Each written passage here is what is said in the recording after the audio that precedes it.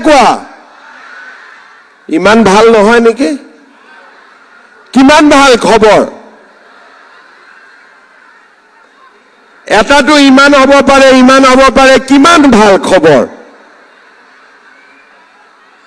ৰাতিপুৱা ঘৰত কেইটা বজাত আহিছে ঘৰৰ পৰা 5টা 8টা বজাত চাহটা খাই আহিছে নে নাই ঘৰত ৰাতিপুৱা চাহটা বনাইছে নে নাই ঘৰত নে আজি নাই বনোৱা তে ঘৰৰ মালিকে আজি কেনেকে চাহ খালে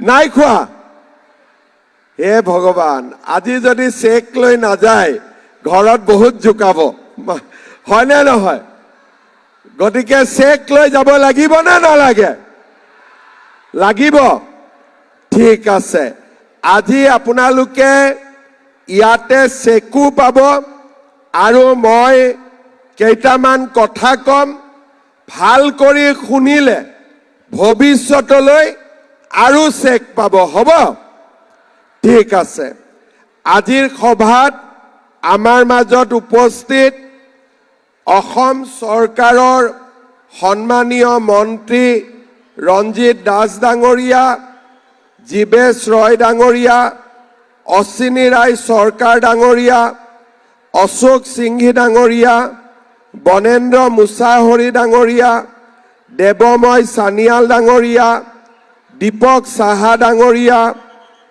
দেৱজিৎ বৰকলিতা ডাঙৰীয়া ৰঞ্জিত ৰয় ডাঙৰীয়া সভাত উপস্থিত জিলা আয়ুক্ত মহোদয় আমাৰ MD ASRLMকে আদি কৰি মঞ্চত উপবিষ্ট বিশিষ্ট ব্যক্তিসকল আই মাতৃসকল আৰু যুৱক যুৱতী বন্ধু বান্ধৱীসকল মই অলপ পিছতে লৈ ল'ম হ'ব বাইদেউক আগলৈকে আহিব দি দিব আজি আমি গোলকগঞ্জ সমষ্টিত মুখ্যমন্ত্ৰীৰ মহিলা উদ্যমিতা অভিযানৰ পুঁজি বিতৰণ কৰিবৰ বাবে ইয়াত সমবেত হৈছো আমাৰ 23,336 গৰাকী হিতাধিকাৰীৰ 20,913 গৰাকী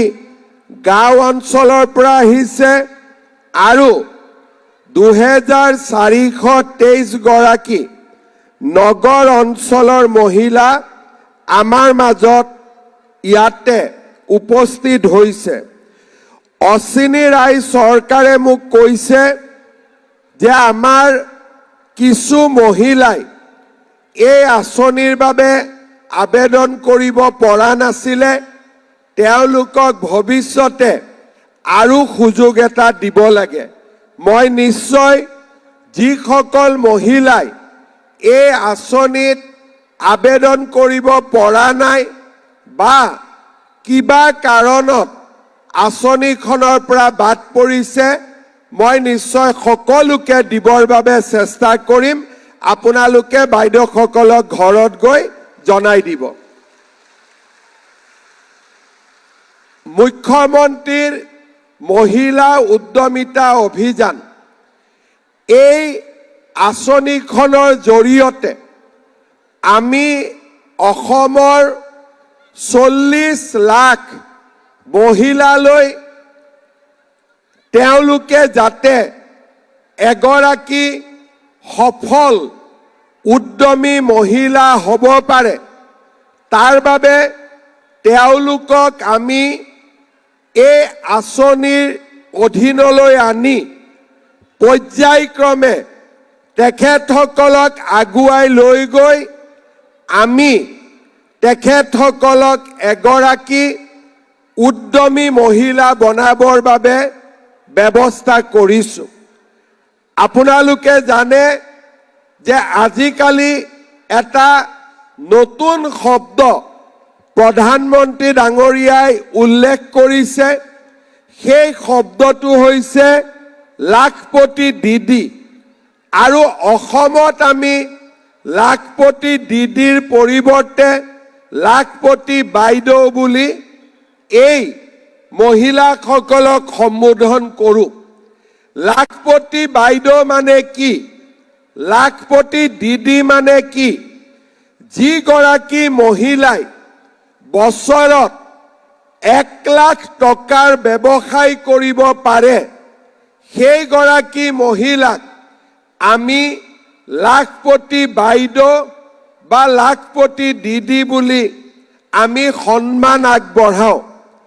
আমাৰ অসমত 40 লাখ মহিলা আত্মসহায়ক গোটৰ সদস্য আছে আৰু ইয়াৰে প্ৰায় 7-8 লাখ মহিলা ইতিমধ্যে লাখপতি বাইদেউলৈ পৰিগণিত হৈছে। আমাৰ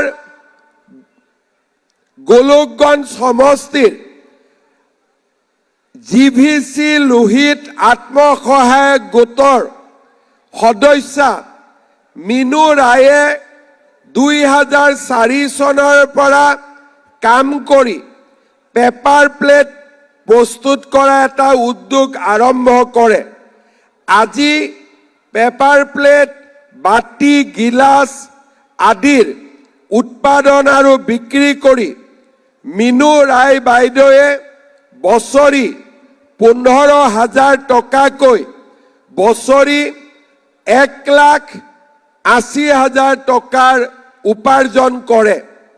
তেনেকৈয়ে গোলকগঞ্জ উন্নয়ন খণ্ডৰ জয়মতী আত্মসহায়ক গোটৰ মামনি বালা ৰয় বাইদেৱে কাঠফুলা খেতি কৰি আজি তেওঁ মাহত 12,000 টকা উপাৰ্জন কৰে আৰু বছৰি 1,44,000 টকাৰ ব্যৱসায় কৰে।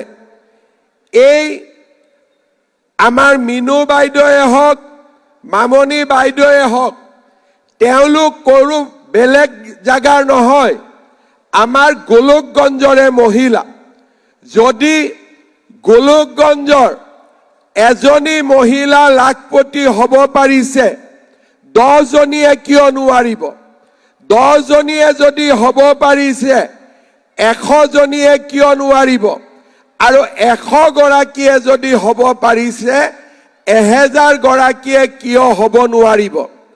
তাৰ মানে চৰকাৰে যদি সকলোকে প্ৰেৰণা যোগায়, চৰকাৰে যদি মহিলাসকলক আগবঢ়াই লৈ যাবলৈ চেষ্টা কৰে, তেতিয়া অকল মিনু বাইদেউ বা মামনি বাইদেউ নহয়, আমাৰ গোলকগঞ্জৰ সকলো মহিলাই লাখপতি বাইদেউ হ'ব পাৰিব। পাৰিবনে নোৱাৰিব? পাৰিবনে নোৱাৰিব? পাৰিম। যদি আমাক, আচ্ছা, হাত চাপৰি অলপ সৰু হৈছিলে নেকি? কোনে কোনে পাৰিব জোৰে কৰিব যাওক। এতিয়াহে। তাৰ মানে আপোনালোক সকলোৱে এটা কথা বুজি পায় যে চৰকাৰ যদি আমাৰ লগত আছে, চৰকাৰে যদি আমাক সহায় কৰে, আমিও লাখপতি বাইদেউ হ'ব পাৰিম।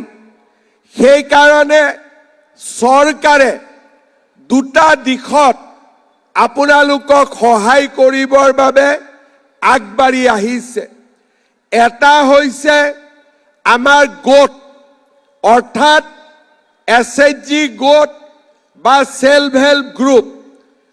গ্ৰুপত আমি ৰিভলভিং ফাণ্ড দিওঁ, বেংক লিংকেজ কৰোঁ, VO আছে, CLF আছে। আমি গ্ৰুপটোৰ জৰিয়তে আমি আগবাঢ়ি গৈ থাকিব পাৰোঁ।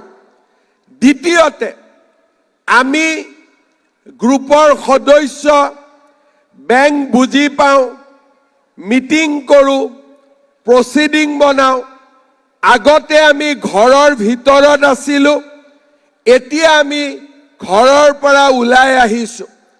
যদি চৰকাৰে আমাক ব্যক্তিগতভাৱেও সহায় কৰে, আমি নিশ্চয় লাখপতি বাইদেউ হ'বৰ কাৰণে চেষ্টা কৰিব পাৰোঁ। সেই চৰকাৰে গ্ৰুপতো সহায় কৰিছে আৰু গ্ৰুপৰ লগতে ব্যক্তিগতভাৱেও আমাক সহায় কৰিবৰ বাবে আগবাঢ়ি আহিছে। আমাৰ মুখ্যমন্ত্ৰীৰ মহিলা উদ্যমিতা অভিযান প্ৰথম আমি 10,000 টকাকৈ সকলো মহিলালৈ আগবঢ়াম। এই 10,000 টকা চেক যোগে আমি আপোনালোকক দিম আৰু এই 10,000 টকা আজিয়ে আপোনালোকে পাব। এই 10,000 টকা পোৱাৰ পিছত কোনে কোনে মোবাইল ফোন কিনিব হাত দাঙক। কোনে কোনে মোবাইল ফোন কিনিব হাত দাঙক। আচ্ছা, যেতিয়া আপোনালোকে মোবাইল ফোন নিকিনে তাৰ মানে আপোনালোকে আঁচনিখন বুজি পাইছে। যেতিয়া মই প্ৰথমতে এই আঁচনিখন আৰম্ভ কৰো মোক মাসকলে কয় গছ পুলি ৰুলো পইচা পোৱা নাই। মই বোলো গছ পুলিৰ লগত টকাৰ কি সম্পৰ্ক তেওঁলোকে বুজা নাছিল। এগৰাকী বিহালীত এগৰাকী মহিলাই মোৰ লগত ফটো উঠি আছিলে, কেমেৰাটো বেয়া আছিলে। মই বোলো বাইদেউ আপোনাৰ কেমেৰাটো বেয়া। বোলে মোৰ কেমেৰাটো বেয়া, আজি টকা পালো নহয় গৈ মোবাইল কিনি ল'ম নতুন।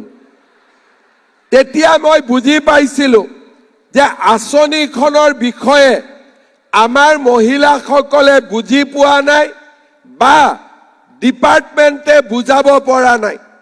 তেতিয়া মই অফিচাৰসকলক ক'লো যে প্ৰত্যেক সমষ্টিতে এখন এখন মিটিং পাতিব, মই যাম নহলে মোৰ মন্ত্ৰীসকল যাব, আমি আঁচনিখন সুন্দৰ কৰি বুজাই দিম।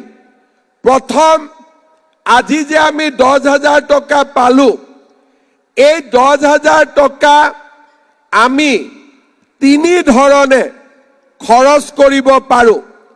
প্ৰথম 10,000 টকা ললো, গ্ৰুপৰ একাউণ্টত 10,000 টকা দি দিলো, 1 লাখ টকা হৈ গল।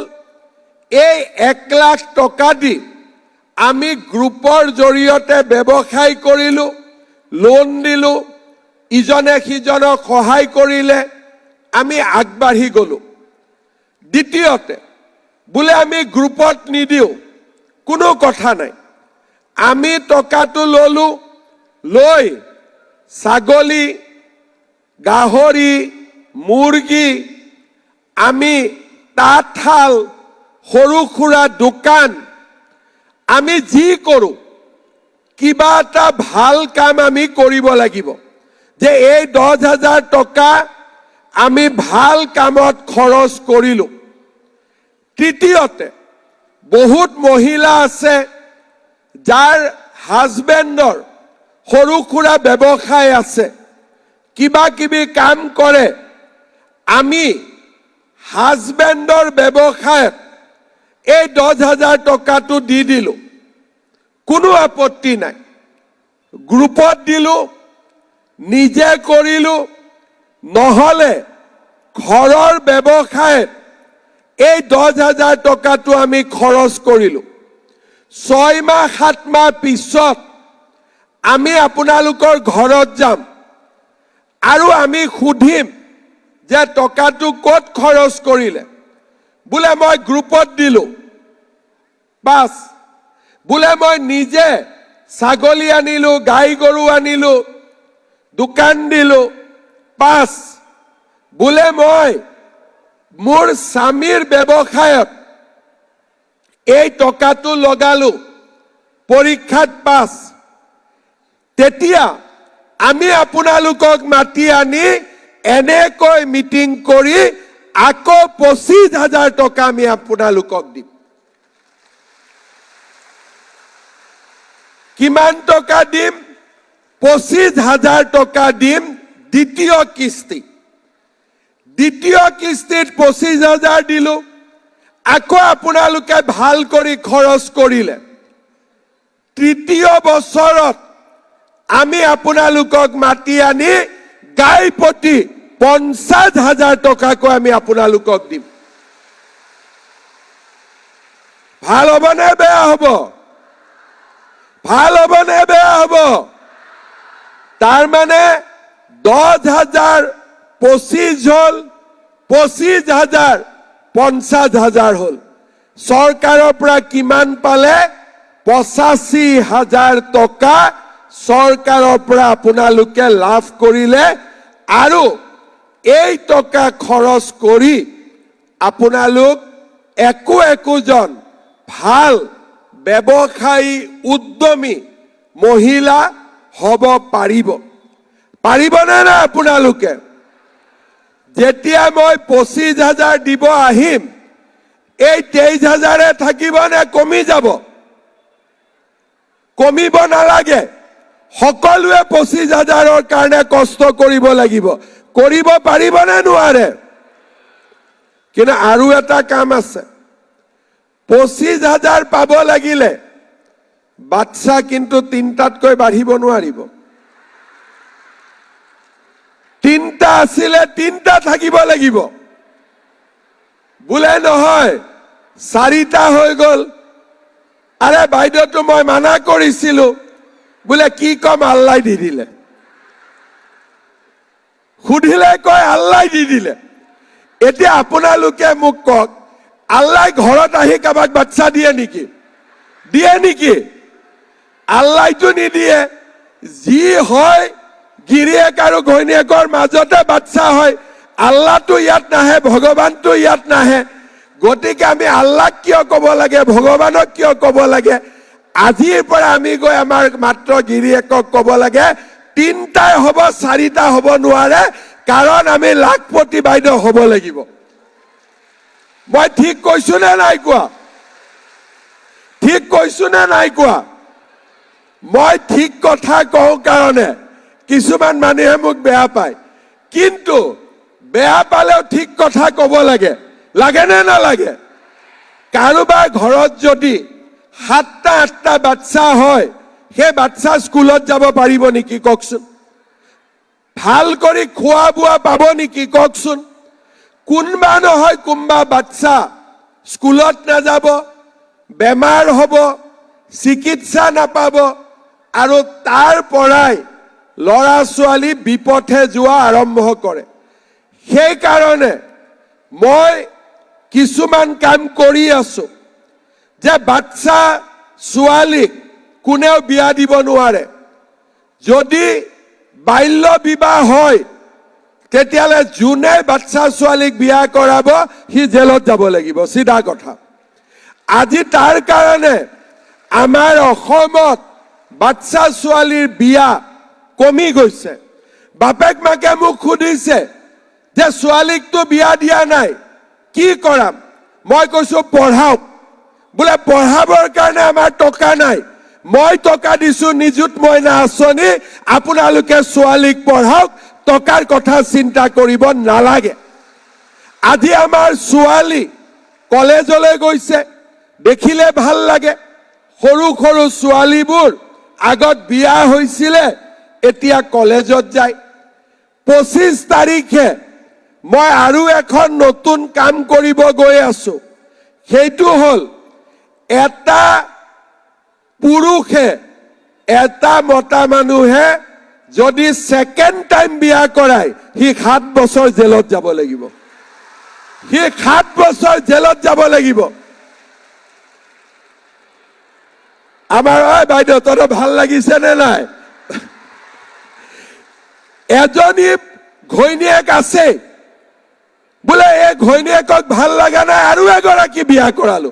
আৰে ঘৈণীয়েক কি বজাৰৰ আপেল নেকি? ভাল লগা নাই বুলি দলিয়াই দিলো। এইটো কি বজাৰত আম নেকি? টেঙা বুলি দলিয়াই দিলো। সেইকাৰণে এতিয়া মই আইন আনিছো যে কোনোবাই যদি এগৰাকী ঘৈণীয়েক থাকোতে দ্বিতীয় যদি ঘৈণীয়েকৰ ওচৰ চাপে, 7 বছৰ জেলত যাব লাগিব। 7 বছৰ জেলত যাব লাগিব। কালি কেবিনেটত পাছ হৈ গ'ল যে এতিয়াৰ পৰা অসমত দ্বিতীয় বিবাহ আৰু নহ'ব। এইবিলাক কাম কৰাৰ কাৰণে মোক দুই এজন মানুহে বেয়া পায়, কিন্তু বেয়া পালেও এই কামবোৰ যদি আমি নকৰো অসমৰ মহিলা কেতিয়াও আগবাঢ়িব নোৱাৰে। অসমৰ মহিলা সদায় পিছ পৰি থাকিব লাগিব।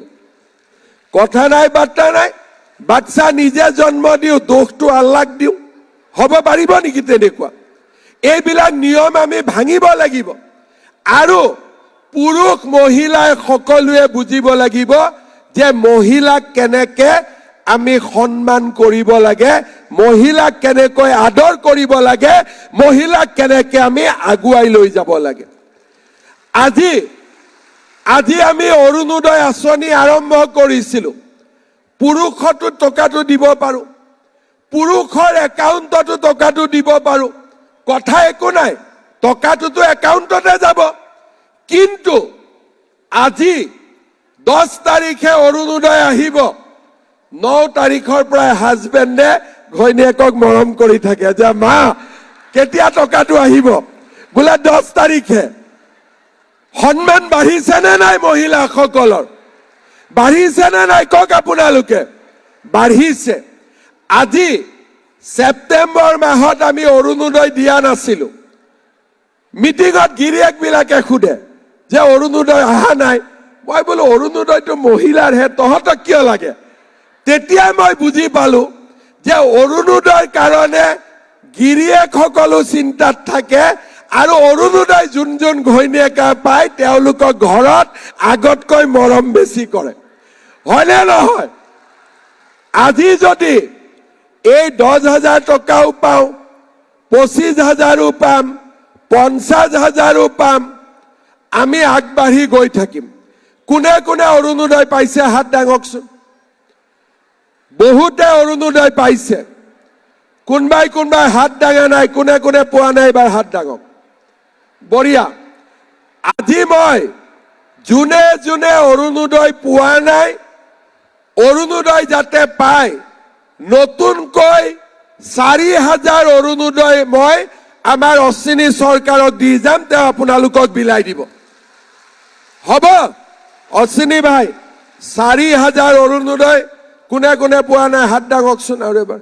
এই হাত দাঙাৰ ভিতৰত দিব লাগিব, ঠিক আছে? হ'ব।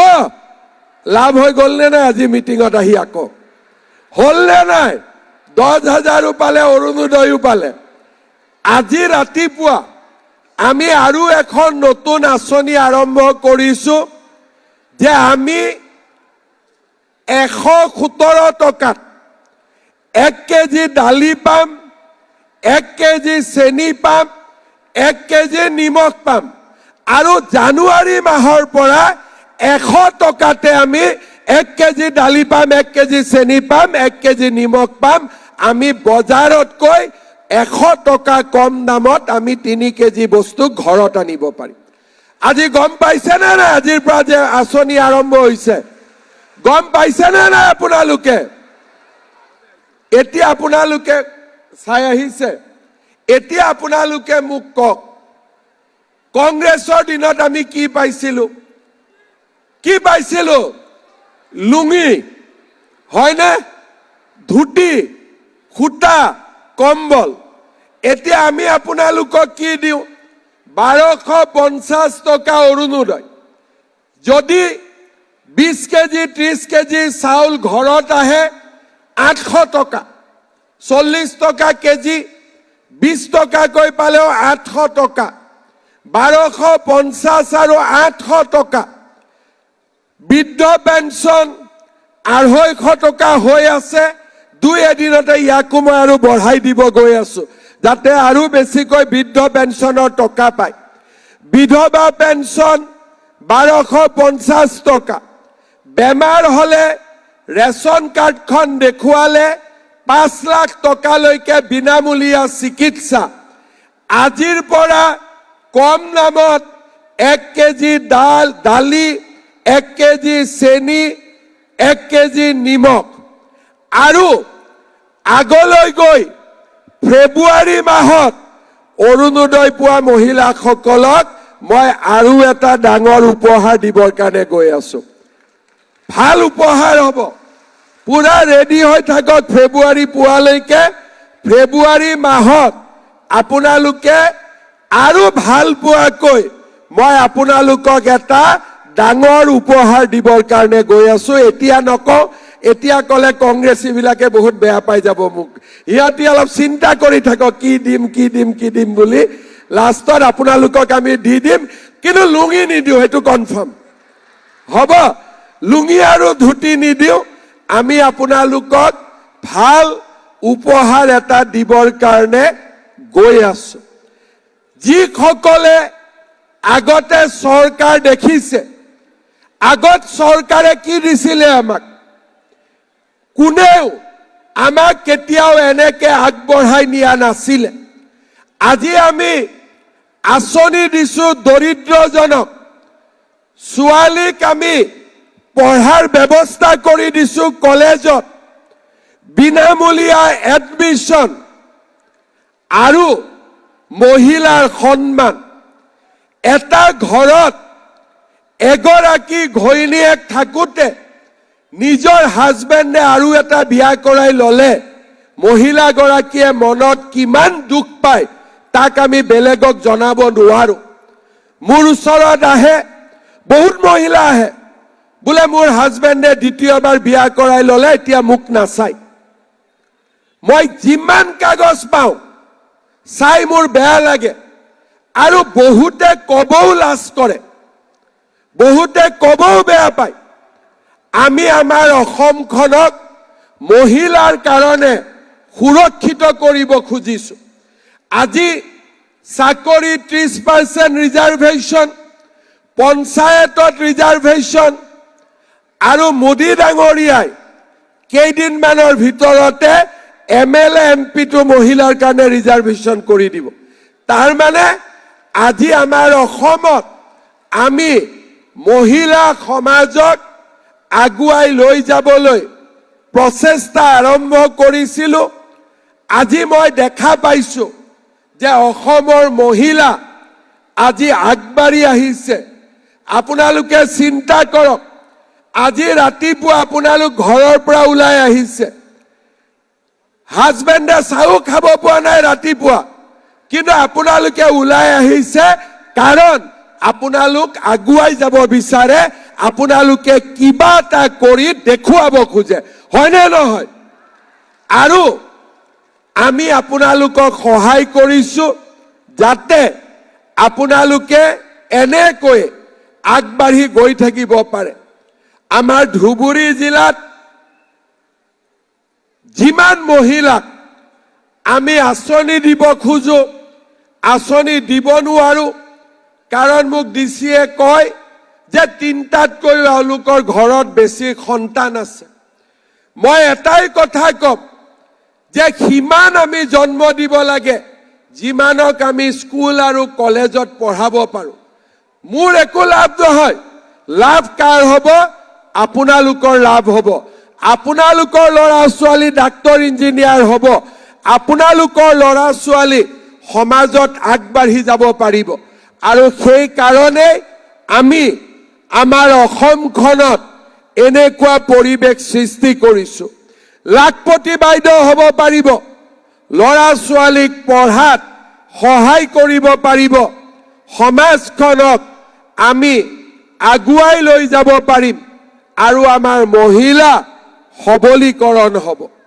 শ্ৰদ্ধাৰ আই মাতৃসকল, আপোনালোকক এই মহিলা উদ্যমিতা আঁচনি দিব যাওঁতে 40 লাখ মহিলাক 10,000 কৰি টকা দিব যাওঁতে আমাক 4,000 কোটি টকা লাগিব। মই টকাৰ চিন্তা কৰা নাই, মই মাত্ৰ মহিলাসকলক লাখপতি বাইদেউ বনোৱাৰ কথাহে মই চিন্তা কৰিছো। সেইকাৰণে প্ৰতিগৰাকীকে মই অনুৰোধ কৰিম, টকাটোৰ সৎব্যৱহাৰ কৰিব। ইলেকশ্যনৰ আগতে কংগ্ৰেছে কয় ক'ত পাবি, আজিতো আপোনালোকে নিজে দেখিলে যে মই যি কওঁ তাক মই কৰি দেখুৱাও। আজি আৰু কোনেও অবিশ্বাস নকৰে যে মামাই যদি 10,000 দিলে আমাক 25,000 দিব। মোৰ ওপৰত বিশ্বাস আছে নে নাই? আছে নে নাই বিশ্বাস মোৰ ওপৰত? সকলোৰে বিশ্বাস এই কাৰণে আছে কাৰণ মই যি কৈছো তাক মই কৰি আপোনালোকৰ আগলৈকে লৈ আহিছো। মই আপোনালোকক এটাই অনুৰোধ কৰিম, সকলোৱে যাতে লাখপতি বাইদেউ হোৱাৰ সংকল্প লয় আৰু সকলোৱে এই টকাটোৰ যাতে সৎব্যৱহাৰ কৰে, আমি যাতে আগুৱাই যাবলৈ সক্ষম হওঁ। অলপ আগতে মই কৈছিলো, আজি যদি চেকখন লৈ ঘৰত নাযাওঁ, হাজবেণ্ডে আমাক বহুত জোকাব। গতিকে চেকখন লৈ যাব লাগিব। কিন্তু 23,000 এগৰাকী দুগৰাকী ইয়াত মহিলা নাই, ইয়াত 23,000 মহিলা আছে। চেকখন আমি কেনেকে পাম? যদি লাইন পাতি চেক ল'ব যাওঁ ৰাতি 12টা বাজিব। তাৰ কাৰণে আমি কি কৰিম? ভিঅ বাইদেউসকলক আমি চেক দি দিম। ভিঅ বাইদেউসকলে গ্ৰুপৰ সভাপতিৰ হাতত চেকখন দি দিব আৰু গ্ৰুপৰ সভাপতিয়ে সদস্যসকলক চেক দি দিব। 1.5 ঘণ্টাতে গোটেই কামটো হৈ যাব। ভাল হ'ব নহয়? এনেকে দিলে নহয় জানো? আপোনালোকৰ ভিঅ বাইদেউক আমি ইয়াত চেক দিম। এই পিছফালে এখন পিছফালে আছে না কলেজৰ ফিল্ডত সভাপতিসকল যাব গ্ৰুপৰ, আপোনালোক ইয়াতে বহি থাকিব। গ্ৰুপৰ সভাপতিসকলে আহি চেকখন আপোনালোকক দিব। চেকখন লৈ আপোনালোক ঘৰত যাব। যদি চেকত কাৰোবাৰ নাম ভুল আহে, জীৱিকা সখী বাইদেউসকলক কৈ দিব, আমি চেকখন আকৌ কাৰেকশ্যন কৰি আপোনালোকক দি দিম। বুজি পাইছে সকলোৱে? আমাৰ ফালৰ পৰা বহুত বেছি নহয়, অকণমান কিবা এটা খোৱাৰো ব্যৱস্থা কৰিছে। আপোনালোকে সুন্দৰ কৰি ইয়াত বহিব। 2 ঘণ্টাৰ ভিতৰত আমি গোটেই কামখিনি কৰি দিম। আপোনালোকে চিন্তা কৰিব নালাগে। সকলোৱে মোৰ কথাখিনি বুজি পালে? কোনবাই বুজি পোৱা নাই নেকি? সকলোৱে বুজি পালে? ঠিক আছে, ইয়াত আহি ওচৰত আহি কম, ইমান দূৰৰ পৰা নুশুনিম। মোৰতো মাইক আছে, মা তোৰ মাইক নাই নহয়, গতিকে তই আগত আহি কবি, হ'ব? ঠিক আছে।